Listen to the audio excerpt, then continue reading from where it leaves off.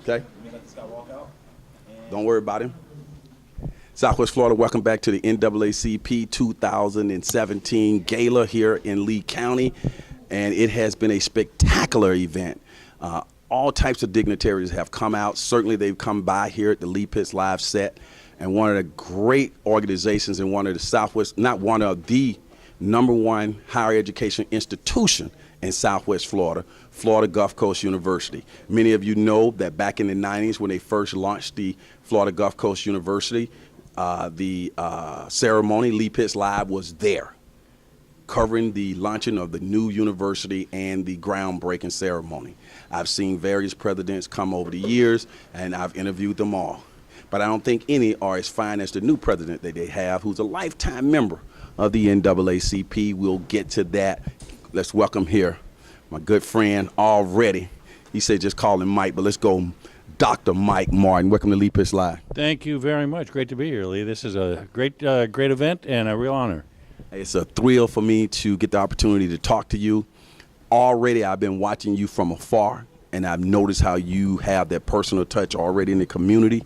It seems like that's just a part of you to get out and meet the community and be accessible. Well, this is a university that belongs to this community in every possible way, and I know that. And so it's my intention to make sure that no one forgets we care about the place we live and the people we call our neighbors and our friends. So I'm going to keep on the road and keep connecting for the institution, but we have a great history in that. And of course, my predecessor, Brad Bradshaw, was a master at that, a man I've known a long time and admired. So I'm trying to keep the same pace he did. That's great. I want you to know here on television that I'm so thankful for the many years that Lee Pitts Live has been involved with Florida Gulf Coast University. In fact, if it wasn't for Florida Gulf Coast University, I don't think Lee Pitts Live would have been as successful as what you've heard. And I've interviewed a lot of your professors over the years, come over and lectured from time to time. And I noticed that you were in the diversity class at Dr. Peter Denuy's class. I've always enjoyed going over there being a lecturer. Tell us the kind of message you tried to get there as a president of that fine university.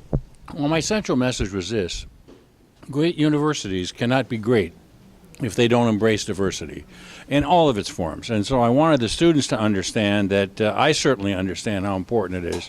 And I wanted them to join me in helping me find ways to continue to build on that commitment. So it was great to interact with the kids. It was great to interact with Peter. And it's great to kind of feel the texture of the place and let them know what matters, at least certainly what matters to me. J. Webb Harden over there, I know over the years he's been involved in community outreach. He's been in diverse community and mainstream communities. And I'm sure he's going to be getting you around. But when people think of higher education and diversity, what do you think diversity does in terms of student population, in terms of your overall education experience? Well, I think the diversity really creates the great culture that we have that gives every student a chance to interact with someone different from them and to learn from one another and to appreciate the unique character of every person that we have on the campus. And also, we want to be a role model for the larger society. We want to send messages about what matters. And so we celebrate differences, not similarities, and we celebrate the fact that we are a university that cuts across races, genders, ethnicities, perspectives, politics, socioeconomic background.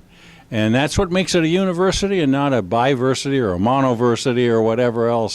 So I'm very much committed to that because I believed it all my life. You may know I come from a family where my children are both Asian.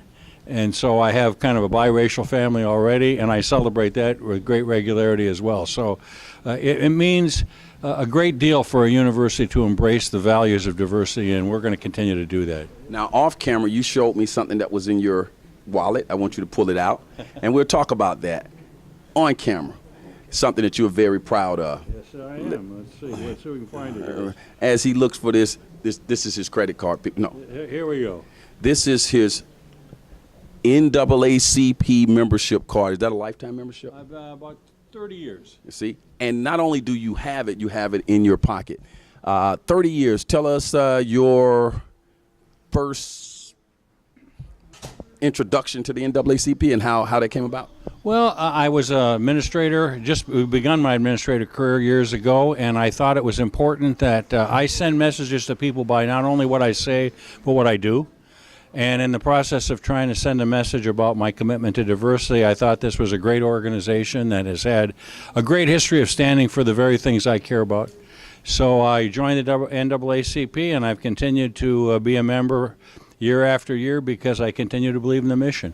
But I also want people to know that everyone can join, everyone can be a party to it, and it sends messages to those around us that they're great organizations we ought to all support.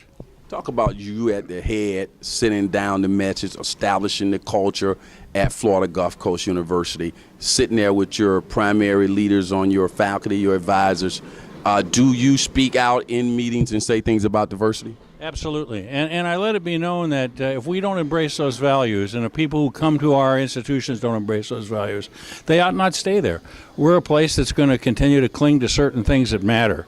And that's fundamental, I think. I think we should always pursue excellence, and I think excellence clearly involves bringing people from all kinds of backgrounds together to address important issues. One of the things I thought was very unique and impressive about your contract with the university is that it's performance-based. You do a good job. It's no long-term anything, and you seem to welcome and embrace that. Tell us about that thought process. Well, I'm late in my career, and I decided that this is the best way to go. I was perfectly happy with a contract based on performance, an annual contract, so that I can do as I choose, do what I believe in. If the board at any point disagrees, we can walk away, but I'm going to continue to do what I think is in the best interest of our students and our community, and it kind of frees one from having to worry about next year, because I can handle next year.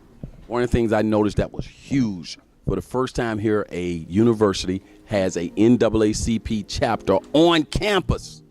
And the students stood up. That is just tremendous. How involved have you been with that process? Well, I certainly encourage them to get going, and I've agreed to be first a member of that chapter and also to make the first contribution to that chapter financially. So they came to see me, and I said, I'll help us get jump-started with a check, and we'll also get off and try to do some good things on campus together. That's outstanding, man. You already making a name for yourself. We're going to wrap this up, but of course, I'm going to get you in my studio in the future for a more in-depth interview. But it's good to see you out here at this event, touching the people.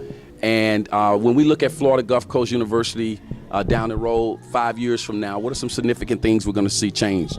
Well, I think we're going to continue to see a commitment to make sure students succeed at the highest possible level. We're going to make sure that our institution is connected to this community so that every student who wants a higher education in this region has a place to go and a place to work when they leave.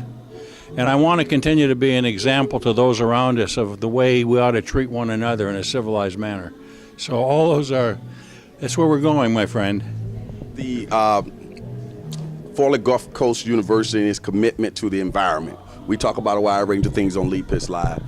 Tell us how has that been recognized statewide in terms of the university's commitment to the environment? Well, I think everyone knows, first of all, we live in a fragile environment. The campus itself is in a fragile environment, so we have a responsibility to treat our very presence in the best possible way. We are very committed to sustainability. All of our buildings are LEED certified gold. We hope the new one will be platinum, but we certainly are gold. We are committed to recycling. You know, my predecessor drove an electric car. I drive a hybrid. I couldn't quite go electric like Brad, but I'm close. Get some good gas mileage there. Absolutely. The faculty that you have there, in terms of its diversity, in terms of how you see the faculty when you look at it, do you feel pretty good? You have a good representation of America? Well, I don't think we're as far down that road as we ought to be. I think we've got a diverse faculty, but I don't think you can ever stop trying to be more so. We've got to continue to recruit people who not only are excellent in their discipline, but also create an image for the institution that demonstrates that everyone is welcome. So while we've done a good job, I think there's much more to do, and we're going to keep working at it. How are we doing in terms of our outreach to diverse students, and particularly disadvantaged students, and is there a way that they can be able to matriculate on that fine campus? Oh, absolutely. And we are going to continue to reach into every high school and every community first in the region and beyond, to ensure that they know that they're welcome on our campus. We're going to try to build some stronger relationships now with the Native Americans near us, but we are certainly going to continue to look wherever we can and send deep messages that we are open for business for everyone. Let's talk about more important things, basketball. It is important. It is very important. Oh, Dunk City. How are we looking? Are we still maintain that Dunk? We're going to maintain that Dunk City reputation? Well, I certainly think so. I watched them practice a little bit the other day, and it's an interesting team. Some big guys up front and a little tiny guy in the back, about 5'3", who's pretty quick. I think Joe's got a good team this year, and I'm confident. I'm sure we'll win the ASUN and get another automatic bid to the NCAAs, and I think we could go ways this year. You think I can get Joe as an interview since I know you who can get him on my TV show? I believe I can do that. I think I can work that out. We'll get that message out. We'll get Joe Dooley over here. That's what you do. You talk to the president, you get things done. Well, Mr. President, it's been a pleasure, Dr. Martin, having you here on the show. And we look forward to working with you in a big way in the future and continuing to promote the best university in the whole state of Florida, in my view, Florida Gulf Coast University, right here on Lepus Live. Thank you, Lee. Appreciate it enormously. I'll give you 30 seconds to say something to the TV audience. Well, I just want to say it's a pleasure to be with a local celebrity. It kind of puts me in the right company right away. And I hope we have many more opportunities to work together in whatever ways we can to make this a better place. But everybody know Florida Gulf Coast University is your university, and we expect you to take all advantage you can of it, because that's what we want to do for the community and for our students. I already see this guy right now as one of our nominees for the Educator of the Year. We'll be tracking him for 2018. We'll be right back.